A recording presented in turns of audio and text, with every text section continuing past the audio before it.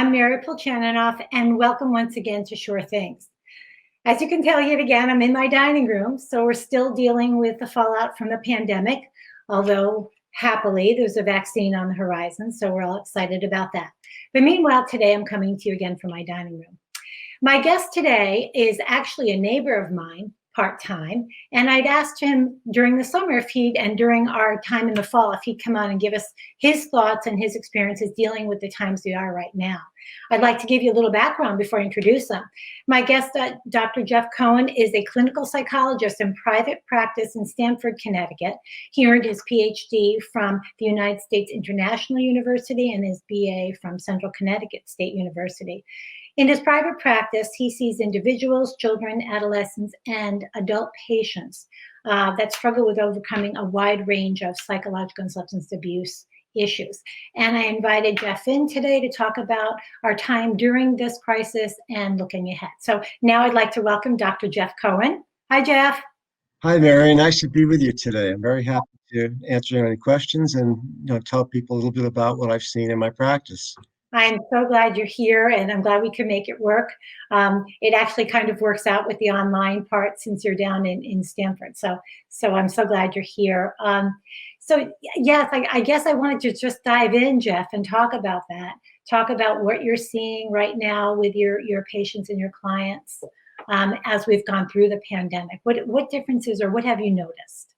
Well, it's really showing a lot of shifts currently because of the vaccine being on the horizon at the moment. But initially, early in the late winter, early springtime, I witnessed a lot of changes. Tremendous fear and sadness were around seeing the images on television of people having passed away. And there are so many risk factors of people that initially I don't see that kind of thing in my practice, but people were calling in saying they've had parents who've or grandparents that have been in nursing home. And I have a couple of friends who've actually lost their grandparents.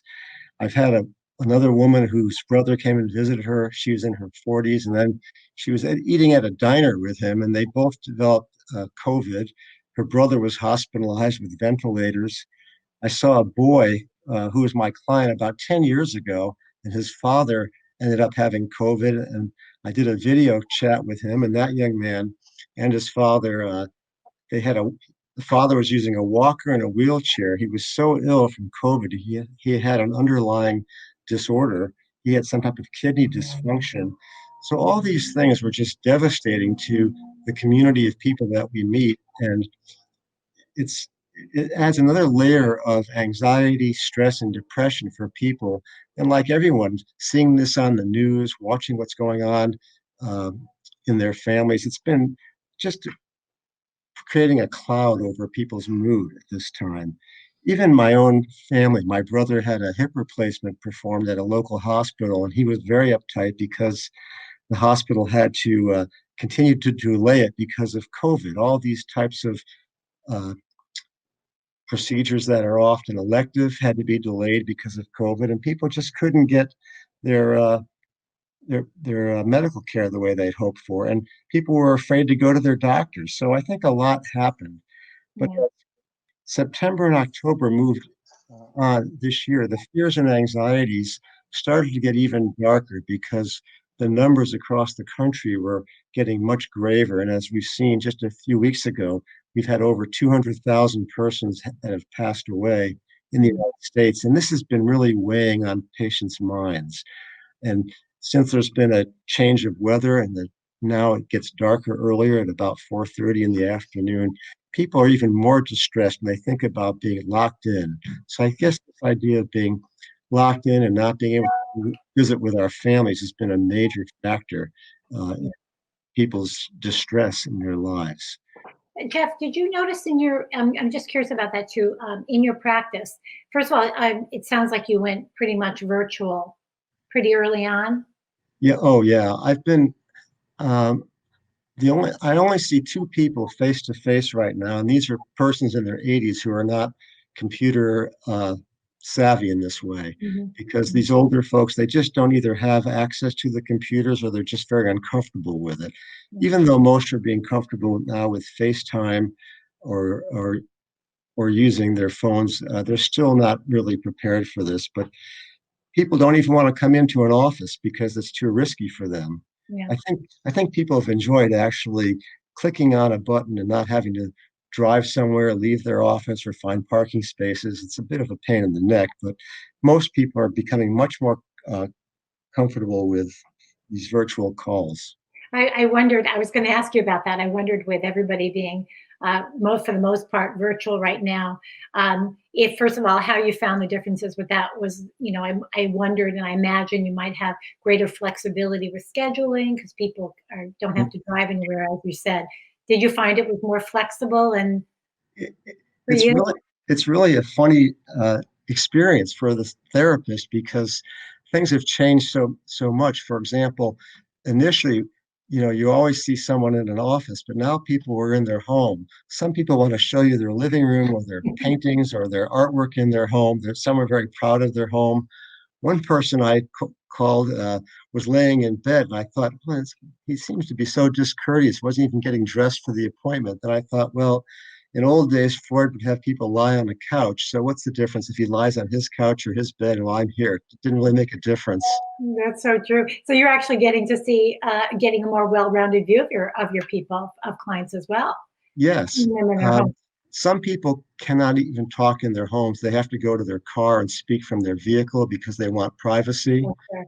Um, I've had one young woman who wanted to have the feeling that she was still driving to the office. So she would drive to the office, even though I might not have been there. She parked her car outside the building to give her the feeling that she was actually going to an appointment. Isn't that interesting? That makes sense. So we have a lot of people that try to plan their either their online chats or videos so that they have to get up and get ready for the day, which Right. makes sense with this whole attempt at any kind of normalcy that we're all trying to get as well. Did you actually have an uptick? Like, did you have actually more people calling to say, new patients to say, hey, can I have a session? Yes, actually, I think myself and other colleagues I've spoken with, we've all been busier than ever because people are highly anxious right now. And there's a certain amount of a little bit of ease of access. For example, I have a few teenage patients, and they don't have to be driven to the office by their parents or leave work anymore. So it's a little bit easier for access.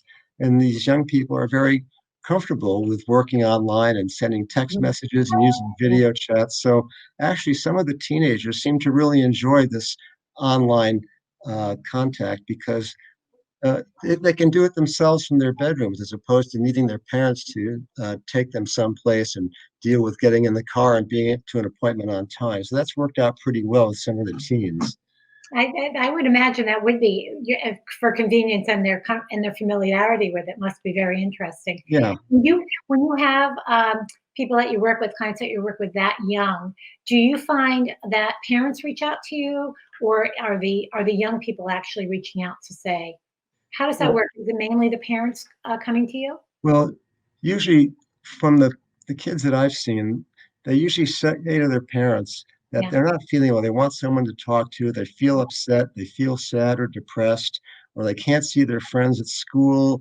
They're having trouble with virtual learning. They have difficulty paying attention to online teaching all the time. So they just want someone to talk to. And usually they ask their mom or dad to make a call. Mhm. So um, one fellow called me this past week. His son is a senior in high school, but the boy lives with the mother. The parents are divorced, and he wanted to ensure that his son would have privacy in the appointment. He feared that his former wife would be listening in to his son's conversations. So they're Yeah. trying to work out a way to have it private for him when he has his appointments. Other people seem to have no problem with their kids having a private appointment. Most moms or dads who just want to verify that the kids have come to their scheduled Right. appointment. Right. So that's a real support for those young people too. As you said, I can imagine with all the online learning, the frustration and that lack of social networking that the young people have, what any of us have right now. I mean, we're all feeling that sense of that lack of connectiveness because we can't go anywhere and meet with people. But I was wondering that too, speaking of meeting with people, because I know that some, counselors and therapists might have small group meetings or whatever. Do you, with this whole online venue, do you do any of those groups where you'd have people come together online? Well, I'm not a group therapist in Or you don't particular, do but I have a good friend who does do group therapy, Yeah. and she's able to do a group with about 7 or 8 people in her group that's meeting once or twice a week. So there, but she tells me it's not that satisfying because you can't see the subtle details of a person's emotional reactions. You can't see the eye movements so well. You can't see subtle movements of someone shaking their leg if they're anxious. She may not pick up intonations and voice as well, especially if we're looking at a screen with a gallery around us. So it's a little bit harder to do group therapy. That's a little bit hard.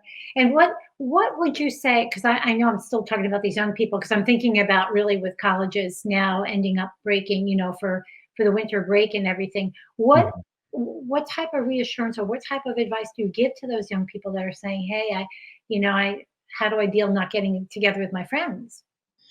Well, college students are really having a hard time with this. Yeah. I mean, I have a couple of college students that I see. One goes to college in California. He's here living with his parents right now, and this fellow is deeply depressed. He was living in a fraternity house at one point. He doesn't see his friends. He's really not going out. His Mhm. brother actually was tested positive for COVID, so there's self-quarantining in the home.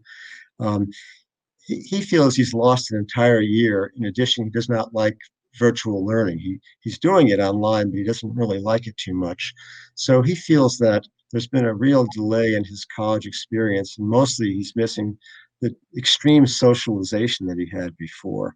And I just tell people that, this is a temporary period. It's, try to hang in, do as much as you can to develop social networks, contact your friends, go online, try to have conversations through Zoom or face to face if Mhm. possible, but Mhm. trying to find adaptability and flexibility. You have to be adaptable and realize that this is going to be a new normal. We have to get adjusted to this if eventually college will return to normal, not everything's going to be face to face, but you have to get adjusted to learning online and participating and using the computer as a tool right now. So Yeah. it's just something that we have to accept as how our world is changing at the moment. It is right now, yeah. So it is a pretty much a sit tight and we'll get through it, which is good. Um, we're just going to take a short break right now for a public service announcement, and we'll be right back. Sure. Okay. So you think you're safe in your COVID bubble, huh? You don't wear your mask because you're around each other all the time and you trust each other. If only it were that simple. Let's say you go over to your neighbor's house. That's okay, right? They're in your bubble. But your neighbor goes to work and has a coworker that doesn't wear a mask over his nose. And that coworker has a family and grown children that also go to work. Your neighbor also has a close relative who goes to bonfires at another friend's house regularly, where everyone is close together but don't wear masks because they're outside, and they all have families and coworkers. That's just your neighbor. That doesn't include your neighbor's neighbors, or your sister, your aunt, your best friend, or even your dad. The point is, everyone you know has a network. Everyone in their network has a network, and it only grows from there. So when you think you're hanging out with just 10 people, you're really hanging out with 100, 500, maybe 1,000. We'd hate to burst your bubble, but you don't have one. So think twice before venturing out. Keep your guard and your mask up whenever you're around anyone who doesn't live in your immediate household, even if they're trusted family or friends. That's the best way to stay safe and healthy.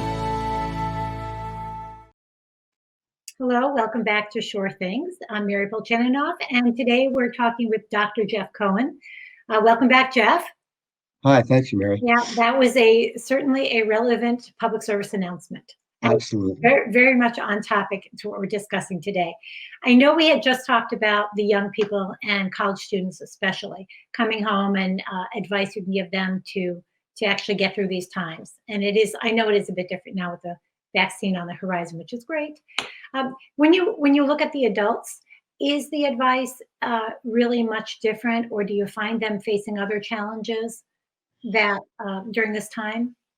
Well, it's interesting that some adults come with a variety of other concerns. And of course, helping adults to really recognize the risk factors is an important piece, at least of the counseling and therapeutic aspect, because many are just tired and fed up. We suffer from, I think, COVID fatigue at this point. But let's say this morning I saw a gentleman. He's probably in his 50s, and his mother is living with him, and he talks about his mother, who's of course declining. They don't want to place her in a nursing home, but watching the possibility of her imminent sickness is depressing him, along with the deep, I call it fractures from his job. Everybody in his office is now working from home. This is a very outward, gregarious individual who loves to be socializing with people. So the same thing is to teach him to be adaptable, not to let his anxiety mount too much, and to have small gatherings with his immediate family. He can't risk the idea of getting involved and going and eating indoors in restaurants and doing things that are risky. This is a fellow, he's had a heart condition with a few stents placed in his heart. So he's beginning to feel his vulnerability. Previously, he would never even think about these things. Now he has to sort of be extra careful and recognize that this COVID dilemma may last another 6 months for him. So he has to learn to really adjust and take his time and be patient and be flexible. And that's a key for adults right now, not to get too distressed by this, and to teach them yourselves to go out for walks, to, if you've got children at home, to learn to engage them with games, trying to do other kinds of things. There's more than just Netflix and Amazon Prime that you can do at home on videos. You can learn a musical instrument, you can play certain games, you can learn card games, you can tell jokes, you do some of the things we used to do in olden times before TV or movies. I was going to ask you if you had experience or had heard some pretty creative ideas on how to deal with it. Although I have to tell you, I'm a big Netflix and Amazon person. Me too. I've watched more movies than ever right now. But I'm trying to get better with that whole thing. Another question I had, Jeff, and perhaps this goes to not only to the parents, but to adults as well that might be struggling right now. I'm thinking of a family member I have as well right now struggling. When do you advise, or when does a family know when it's time to go that step further and instead of just saying, oh, it's just COVID, they'll get over it. When do you see that it's that time to go a step further and say, now I really do think you need to reach out to someone? Well, the idea of tremendous isolation, let's say with kids or teens, if they're showing trouble sleeping, they can't focus, their mood is changing, they're irritable, they're showing more new fears, they're vocalizing things about sadness or anger. These are the kinds of things that are showing an increase of symptoms. So if you're finding yourself more agitated, more angry, even weepy or crying at times, this is when you want to reach out to someone for perhaps some counseling or therapy. If you've shown temper outbursts, anger has been a problem with people in COVID. We're now around each other so much that, when you're in close proximity to someone, you can be ticked off very easily. So you've got to be careful about this and managing your mood. That's very, very important. Being able to recognize when you're out of bounds, sometimes we can say things or do things that are off color or hurtful to one another. And I think during this time, we have to be kinder, more patient with one another, because we're on top of each other all the time, 24 hours a day, we're at home. And if you don't have that freedom to get away and see your colleagues at work or see your friends, you have to realize that the people nearest to you are not trying to cause you harm, but trying to manage this as well as you. So if you're really in a deep funk, that's when you have to reach out. Yeah. It's and I don't mean to make light of it, because I know it's really serious, but I know also that there are these thoughts that even marriages will be put to the test, because as you said, you're with this person 24/7, right, working from home, staying at home. I'm sure you've had a few helpful things you'd had to help people with through that as well. With those. Some couples are particularly distressed right now because of this proximity and having their partner in the house at all times. So the little things that aggravate you or annoy you about your partner are become magnified right now. And you've got to show patience around this. This is not going to always be this way.